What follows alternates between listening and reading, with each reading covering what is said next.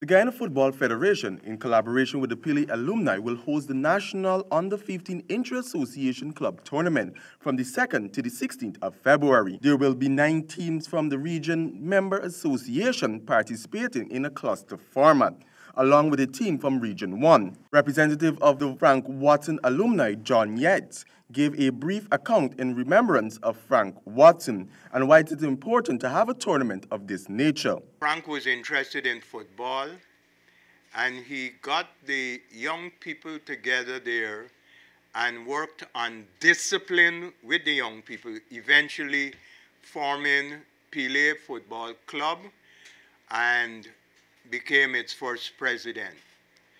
Frank insisted that to be part of the club, you had to attend school. Important that education was part of your overall development. And I felt that it is important that we try to develop football across the 10 regions in Guyana. Guyana is not Georgetown. Guyana has 10 regions, and hence they met with the GFF and felt it important that we have some competition across our 10 regions. This is what the Pele Alumni GFF competition is about. Youth Development Officer Brian Joseph is elated with the relationship that the GFF built with the Pele alumni to run off the tournament. The Pele alumni, and for the very first time we were able to execute a program of this nature, and we're happy that our relationship, the partnership is a multi-year partnership.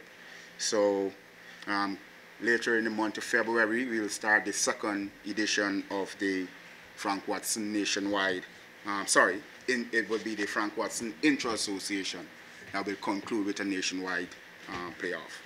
Technical Director Ian Green would share some insight into what the tournament is doing in terms of the development of football in Guyana. We're looking for our young players, by the time that they reach senior international football, that they have participated in 10,000 hours of deliberate practice. Those hours are then split between training and the playing environment. But this can only happen if we have games. So if we work backwards, we're looking at players realistically to become elite performers should be looking at doing 20 hours a week split across training with the clubs, playing games, playing with the school, the individual work that they do. But this can only happen if we have games. So it just shows that how important it is to have inter-association games. He also added that with this edition of the tournament, the competition department has overcome a lot of challenges to make the tournament a success. This weekend, it's a great opportunity for the first cluster and over the next few playing days that we have all the top under 15 players in the country participating at an ideal surface.